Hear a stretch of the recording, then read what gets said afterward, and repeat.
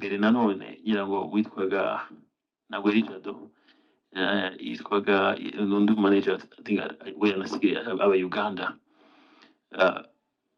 Bruce ndamubwira namuhoye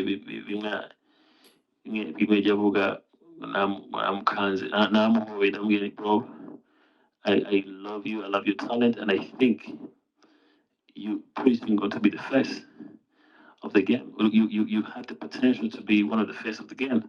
No, game yacu harukunu. For the longest time, if the face is yeah. If no kuvuga ugasanga face za game zirabarika imwe cyangwa ebyiri. For the longest time,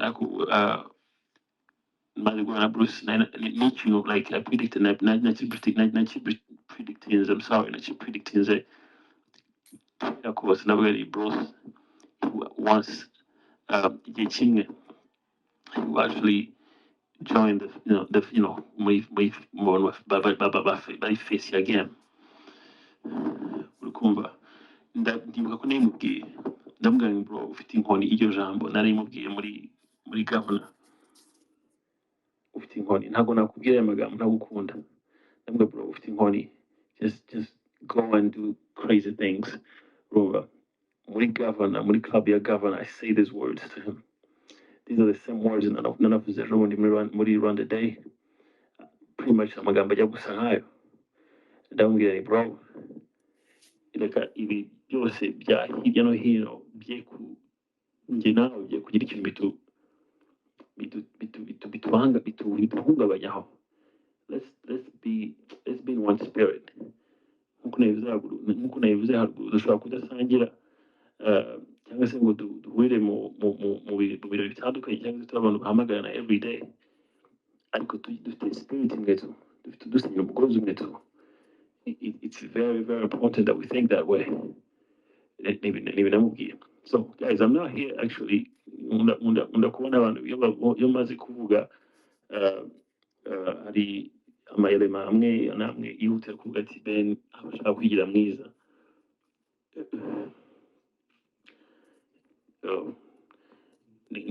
Nagusubiza actually nigire mubi nakwigira mwiza tu. Nimba ntari mwiza eventually I'll become mwiza. Muscle brain picks up something, muscle brain picks up something you constantly ugerageza gukora. So let's say nubwo ibyo bavuga atari byo, let's say Ben wenda yigize mwiza. Now I would rather kwigira mwiza kugira ngo nigire mubi. If that makes sense. Now kwigira mwiza, then eventually I'll become mwiza if that makes sense. Iyo ngingo tunayireka kuko njye mbona mbona zibivuga kuko ati then kagucaka. So bro iyi case rero ntabwo nayise case because it's not even a case. I love inkunda iyi showbiz yo iri showbiz strictly showbiz iri showbiz iri ku murongo ni ukuvuga ngo ari showbiz tu something nta bindi kuvuga ngo behind the scene arabari gupanga ibindi bintu birenze business by'ubugome bw'indengakamere ariko mzibaye strictly showbiz abantu bakishima. I don't have to agree with anybody. Nta muntu ngomba kwirone nemere nta ngomba kwimeranya nanjye nta ngomba kwimeranya nawe. It is okay, it's ntacyo bitwaye ariko bikaba showbiz. Umuhanzi yasohoye indirimbo nanjye nasohoye indi abafana bakagira ikumbi bazijudginga that showbiz. Ben yamara igihe dasohoye indirimbo abafana bakabara bakamutuka bakamubwira nabi that showbiz. But the moment igihe rero byahindutse ibindi bintu igihe behind the scene hari gupanga ibindi bintu bitari byiza n'igihe kandi nama evidence dufite afatika ibintu bihari bifatika nibaza ko nagomba no kujya hano ngo manure. So nk'iyi case rero bamwe bashatse kuba victim nagerageje kugoragoza ibyabaye. My fellow artist yadresinze muri interview nyango yakoze nibaza ko yabivugiye avuga ko na feelings disrespected yumvise asuzuguwe. akibivuga numvaga kuko ntanabyukaga numvaga by'ukuri ariko akundi n'ubundi asanzwe abikora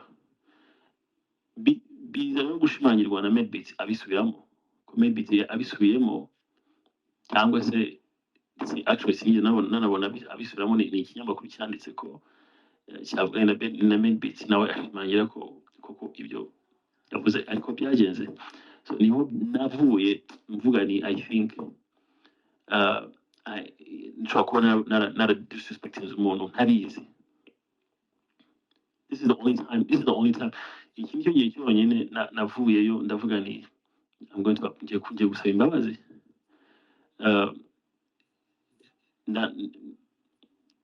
honestly nasabye imbabazi ntanibuka n'ukuntu iyo incident yagiye n'ibintu byose navugaga kuri kamera nyamurabyuka navuga ni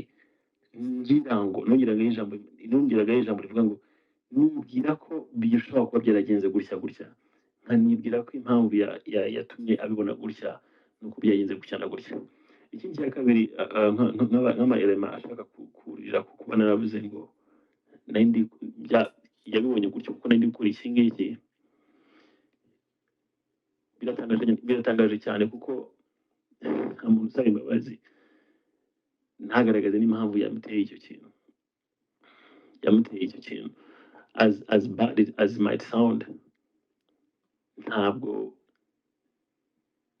nasuzuguye my fellow artists ku bushake nabigambiriye in fact ntabwo namenye ko yasuzuguwe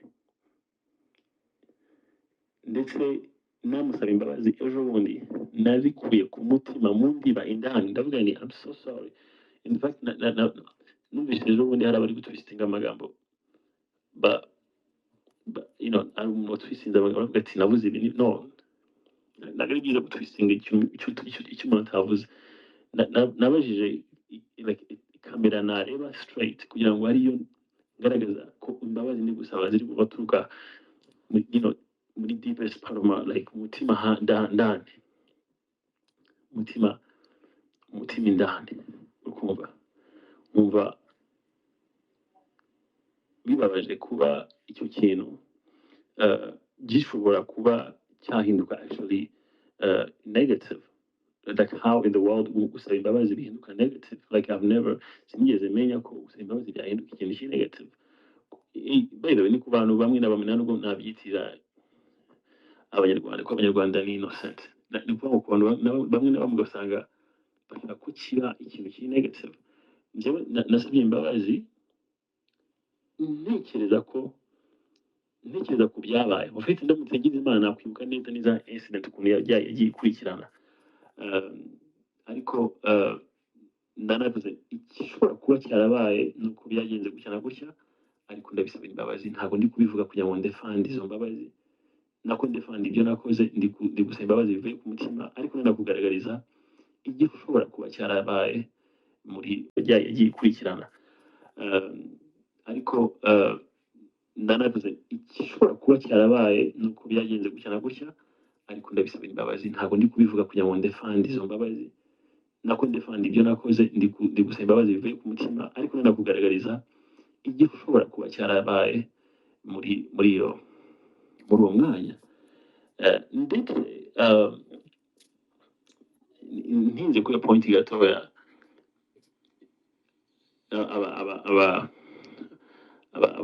my fellow artists bashobora kunyomoza nimba mbeshye 70% y'aba artists around the world ku isi yose actually it even say 80% 80% y'aba artists around the world n'aba gamers bihuriye n'umuziki cyangwa se bihuriye ni ukuvuga ngo umuziki kuri twebwe ni therapy ndetse na game kuri bamwe ni therapy ni ukuvuga ngo ndabyibuka njye muri Nigeria njya gukora na Chris Bates ari session twagize na nuza na icyo gihe Tekno yari umuhanzi ukomeye ugezweho cyane icyo gihe ari session twakoze muri Zaro Tekno ari nuza asiga ndi kwandika Chris Bates asiga ndi kwandika nyine kugira ngo mbone inspiration y'amagambo nkeneye ajya gukina play ajya gukina na Tekno muri Zaro.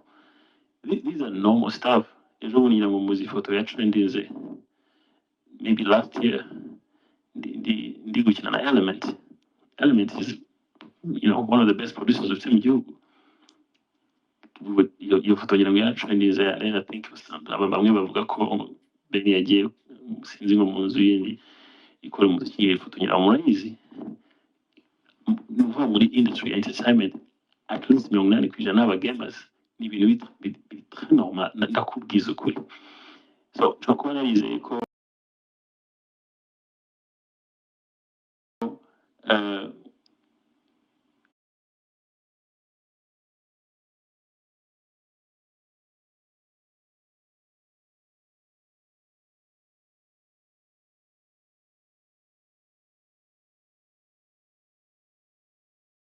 nshobora kuba naraketse ko ashobora kuba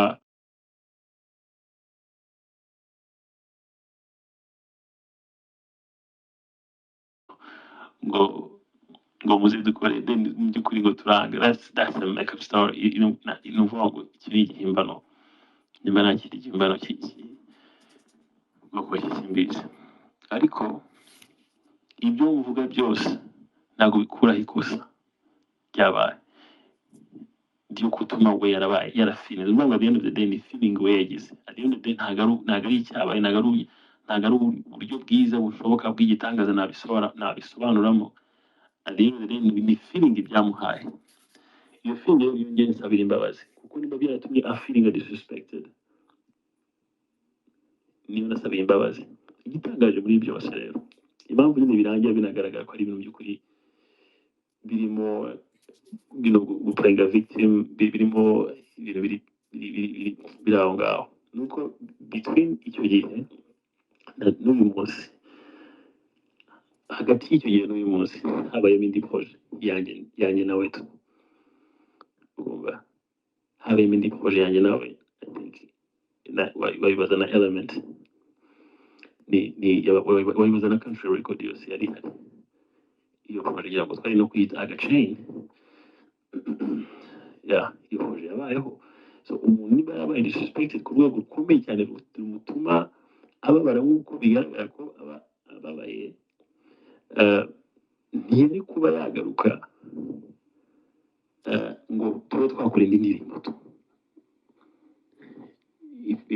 Sinzi impamvu ejo bundi yabivugaho, sinzi impamvu yasimbutse iyo hagati agafata iya kera tu, kuko between iyo ya kera n'uyu munsi hari ibyabayeho in between. So iyo wenda kudasohoka kwayo nayo kuba itarangiye wenda nabyo bifite story itandukanye. But guys, I do not, ntabwo nsuzugura tu, ntabwo nsuzugura. Abahanzi benshi bafata equally moment nagirana na Diamond Platnumz muri studio ingana respect namuha ingana niyo naha umuhanzi the lowest one, wundi ugitangira ugishaka kumenya inzira ze n'izihe. And I have so many mfite ingero nyinshi nabaha. Nakoze indirimbo nyinshi, ndi muhanzi nshobora kuba naragira umugisha wo kuba ari njye muhanzi ugifite indirimbo n'abahanzi benshi. Simuvuga ko ntagiswa indirimbo cyane, si biri mu bintu nzira abantu bandakariramo, ariko wari uzi ko nshobora kuba nkiri umuhanzi ufite indirimbo nakoranye n'abahanzi benshi kurusha umuhanzi wese right now uri current, ndetse n'abakera batari gukora. That alone biguha byinshi. Ntabwo nigeze nsuzuma nanabonera umwanya wo kujya kuri case ya Bulldog. Bulldog nabonye hari elements zishaka kuyiteranya ni Bulldog. Dufite indirimbo zitwa Imfubyi, indirimbo yakoze amateka mu kintu, indirimbo abantu bakunze ku rwego hejuru. Ejo bundi rero tugeze gukora twakora indi, I think yarafite album, yarafite EP ari gutegura. And then Bulldog ansaba ko ngwa muri hook ya iyo ndirimbo, ariko bamaze gutanga amanota yayo. These are technical things we don't get it. Ntabwo tubona amahirwe yo gusobanura buri ngingo yose abantu bavuzeho. Nanabwira fans mujye mwihangana nabo kenshi ni ukuvuga ngo percentage nini cyane y'ibintu baba bavuze cyane se hanze turabingize nimukajya mubyizera ikibabaje muri byose nuko tutazajya tubona n'amahirwe yo kuza ngo umuntu asobanure every single thing abantu baba bavuzeho so nibwira ko nk'iyo projet ya Bulldog nawe nanamusiguraho kandi I promise ko nanamusaba imbabazi in fact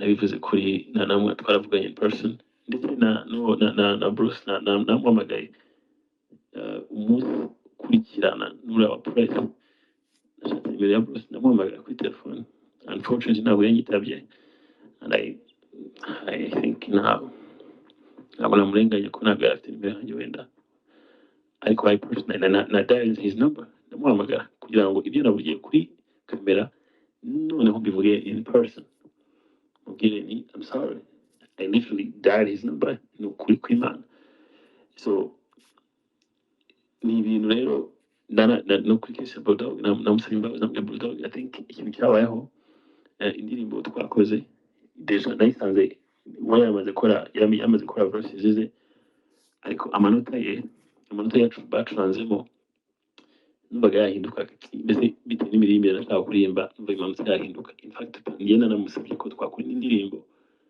ihuye n'amanota kugira ngo sije yarapimo ibe outlined well like mu buryo bwiza tu biba biri technical mu by'ukuri ko umuntu abashaka kugira ngo habana ikintu cyiza ikintu kiri ku rwego rwo hejuru ikintu but deserving aba bantu turavuga we need to making sure ko tubaha ibintu twateguye you know so rero mu by'ukuri nabivuze kuri namwe twaravuganye in person ndetse na Bruce namuhamagaye umunsi ukurikirana n'uriya press nashatse imbere ya Bruce namuhamagara kuri telefone unfortunately ntabwo yanyitabye and I think ntabwo namurenganya ko ntabwo yari afite nimero yanjye wenda ariko I personally na dial his number ndamuhamagara kugira ngo ibyo navugiye kuri kamera noneho mbivuge in person mubwire ni I'm sorry I literally dialed his number ni ukuri kw'Imana so ni ibintu rero no kuri kese Bulldog namusaba imbabazi nabwiye Bulldog I think ikintu cyabayeho indirimbo twakoze deja nayisanze yamaze gukora verses ze ariko amanota yacu bacuranzemo numvaga yahinduka mbese bitewe n'imiririmbire nashaka kuririmba numva amanota yahinduka in fact ngenda namusabye ko twakora indirimbo ihuye n'amanota kugira ngo sije yarapimo ibe outlined well like mu buryo bwiza tu biba biri technical mu by'ukuri ko umuntu abashaka kugira ngo habana ikintu cyiza ikintu kiri ku rwego rwo hejuru ikintu but deserving aba bantu turavuga we need to making sure ko tubaha ibintu twateguye you know so rero mu by'ukuri bari ibyo nakubwira God bless you Imana ibamugisha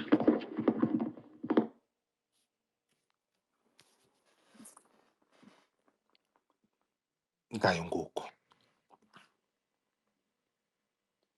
iyo niyo view ya The Ben ku byavuzwe ariko murumva ko tunaprofise tukamenya ko we nasaga ye cyangwa nakora akantu kari kabayeho hagati ye na Bulldog nk'umuvandimwe we barakarangije kera uzi ko nako bari baje gutwistinga barakarangije so mu yandi magambo Ben ashatse gushyiraho umuco no kugaragaza exactly uko byagenze 2021 yakoze yagiranye indi projet na ntuza na Bruce Melody itarasohotse y'indirimbo ngo niba barayitaga gute ngo niba ari iki sindi kwibuka kugira ngo yabisobanure so hagati aho ntekereza ko gushyiraho umucyo nkuko mwabyifuje n'ukuntu mwakomeje kuvuga ati niki nyuma y'ibingibi bishobora gutwistinga gutya nyir'ubwite arabivugaho iki network nizikunda yaboneka ariko nizitanakunze ntekereza ko this was the good way niyo mpamvu bagomba kujyana plan B niba bidashobotse account ye bidakunda exactly ashakatanga view ye gutya ndatekereza ko munyuzwe Fabri Mm. hari ikindi twarenza kuri aya magambo ya Tayiga? uyu muhungu ni imfura rwose, uyu muhungu ni imfura. Ukuntu mwumvise biratangaje, kandi kubona ibintu nk'ibi ngibi byaravuzwe bikavugwa, byagira the next day agashaka guhamagara Melody kugira ngo aganire nubwo atabashije kumwitaba, ariko birumvikana umutima ushaka kubana, nubwo hari igihe nyine abanyarwanda tugoye mu buryo bumwe cyangwa ubundi, ariko uba wumvamo ubushake bwo kubana. Uyu muhungu ngiye mbere nuko nanarize ibintu byinshi muri ibyo ngibyo avuze, wenda n'abandi baraza kugira agiye kuri ngenda nyuzwe ibibazo byose nakekaga n'ubundi kumubaza byari ibyo, wenda baye nk'usamarayizinga agerageje gusobanura no kumvikanisha ukuntu biriya abantu benshi twafashe nk'agasuzuguro atari ko byari bimeze, ariko yanateye n'urutambwe rwiza rwo kuvuga ati niba koko ariko nyir'ubwite yabisabye kandi ariko yabibonye, reka mwegere muganirize musabe imbabazi mbere y'uko twebwe turi ba bosi babo, yego ndabyemera, ni twebwe bakorera, ariko aho kugira ngo asubire kuri kamera yongere ajye kuri ya YouTube yongere ahasabire imbabazi bikururane bibe ntuza, ndavuga ati no, I have to talk with the guy. Ngiye kuri jewe ndanyuzwe rwose, kandi n'ubu umuntu abantu benshi batakunze kugira, ariko nemera. Ikindi rero nk'umusitari nareke ibintu byo kugira emotion nyinshi, uzikanavuga nawe ubwawe uri umuntu w'umugabo ugashaka kurira, nareke emotion ajye muri entertainment akora imiziki ibindi birangiye. Fabri wagira ka guteka imitwe ubu warugiye kurira se? All right, Sabriya, nukuri nangiye kurira. Ko wambana ukuntu asoje nkumva agahinda karanyishe mwana yawe. so gahunda ngiye ndi kumva ari ibyo, ndumva njyewe nk'uko mwantumye nk'intumwa nziza mesiya muri ubu buzima bwo kuri iyi mihanda nababereye kirisitu, ndavuga nti njyewe kirisitu mutazansaba n'impyiko, nihagira urwara impyiko ndacyafite impyiko nzima, umuntu uzarwara impyiko azambwire nyimuhe, dore mbakunda kurusha ukuntu nikunda. Siko bimeze, ntabwo nkeneye negativity iza nyuma y'ubu butumwa nyir'ubwite ashaka gutanga, ubwo sinkeneye any negativity. Niba wumva ushaka kuzana negativity nyuma y'ubutumwa duhawe na nyir'ubwite gushaka gutanga umucyo ku byavuzwe, aje gukora space, Twasenze ntibaducumuze, nicyo ndi bwisabire buri wese mu mucyo we. Yaraje gutanga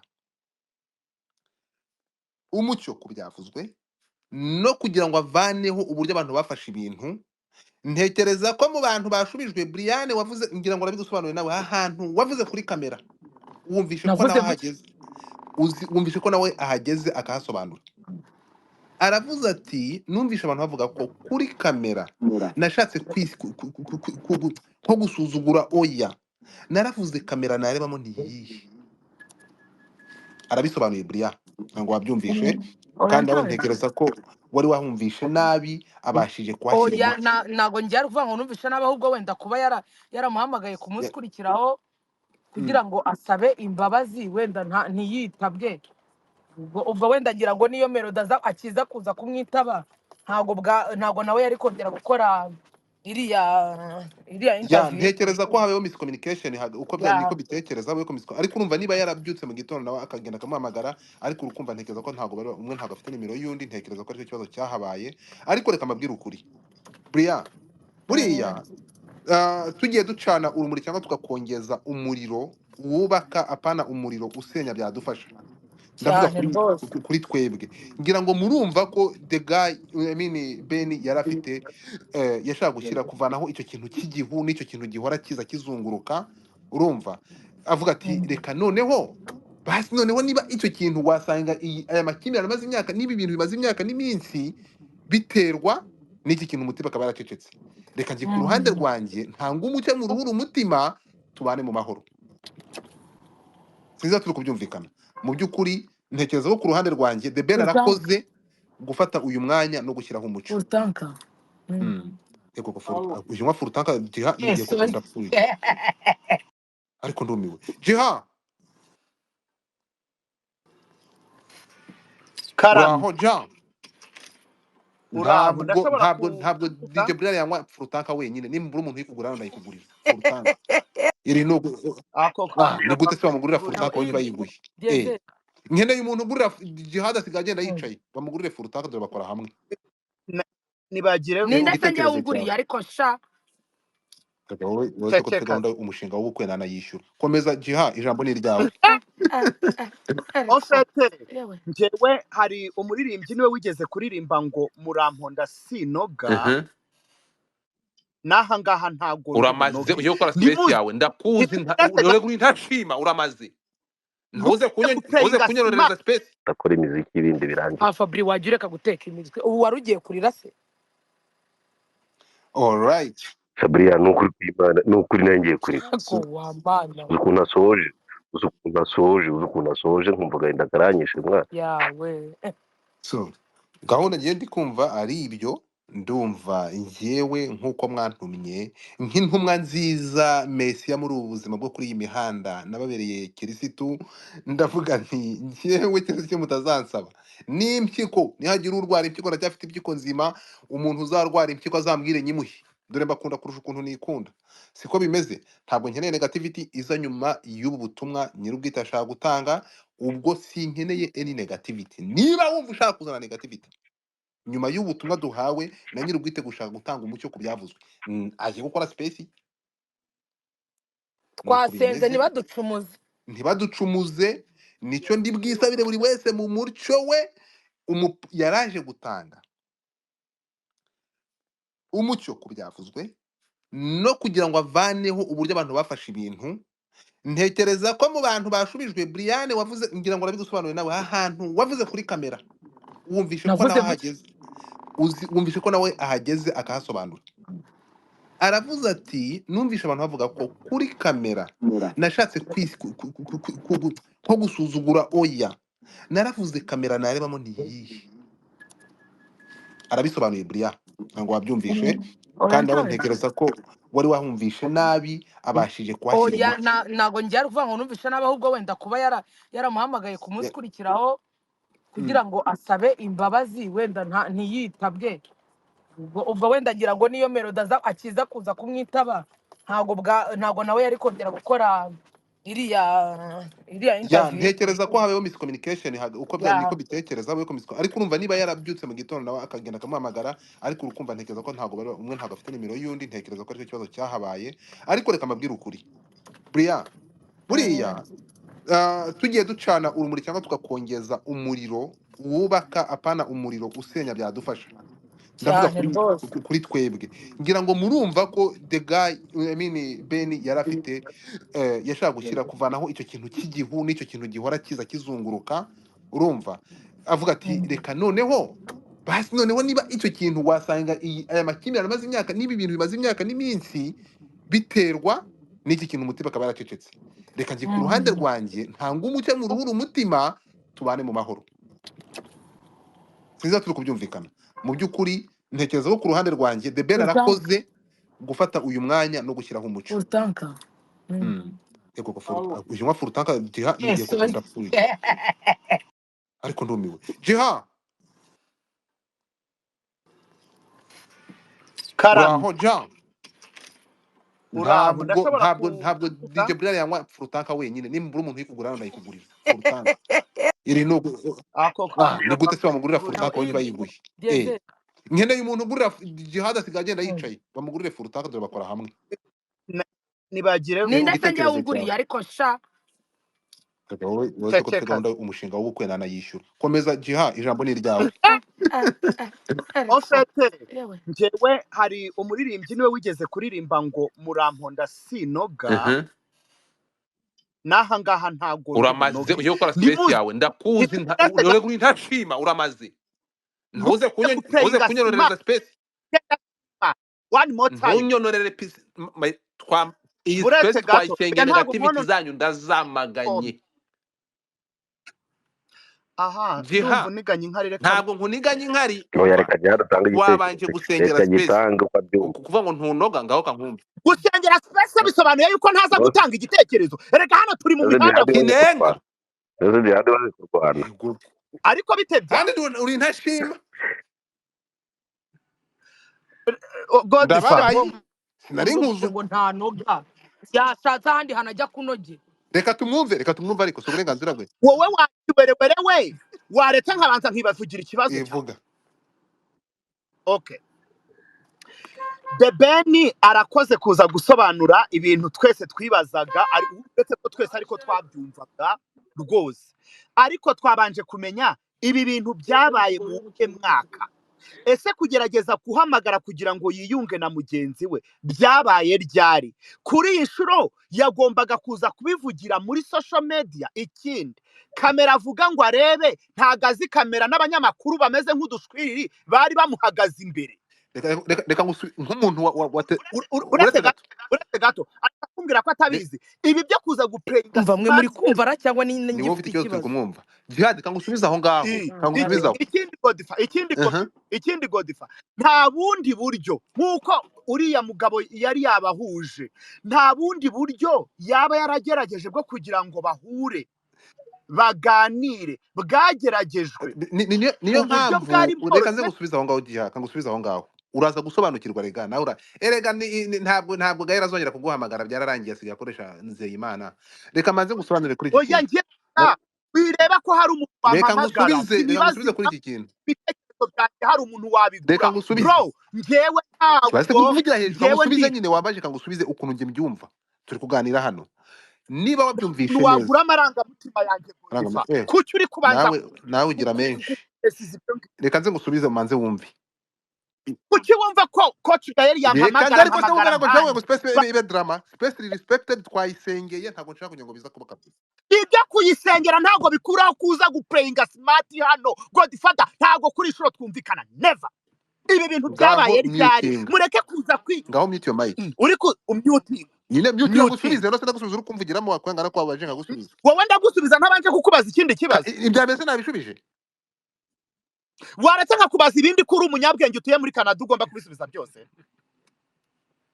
Je bakuntumye ikindi ngaho rero okay nsubiza Godifa nuko nashaka kubariza icyayi bazi cya kabiri ngusubirize rimwe. Ikindi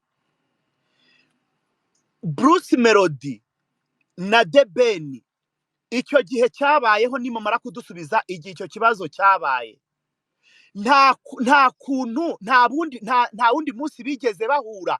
Ese ko yamufasha akamuhobera nk'uko bavuga bahoberanye bakaramukanya kuki ibintu byo kumubwira ikibazo cyabaye bitavuzwe. Ikindi tumaze kubona ko The Ben ari we wavuze ikibazo yarafitanye na Bruce Melody. Bruce Melody nta kibazo yigeze aho ngaho rero nicyo aho ngaho urumva ko aha ngaha rero jihad abantu uzi ko abantu bakwemerera ari benshi uzanira breaking news ariko uri kuvuga ngo umuntu utarakurikiye bino bintu.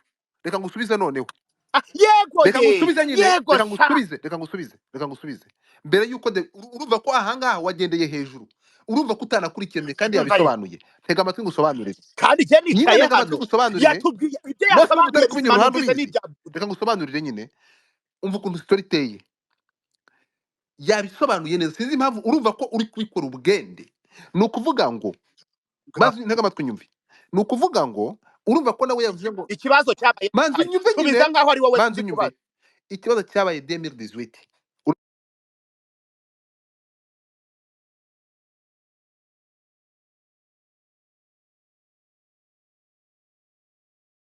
baje uriya muntu agaceceka akaba bishobora gusoba bakaba bashobora kubisora 2024 ejo bundi nkivugaho aho ngaho Passion News.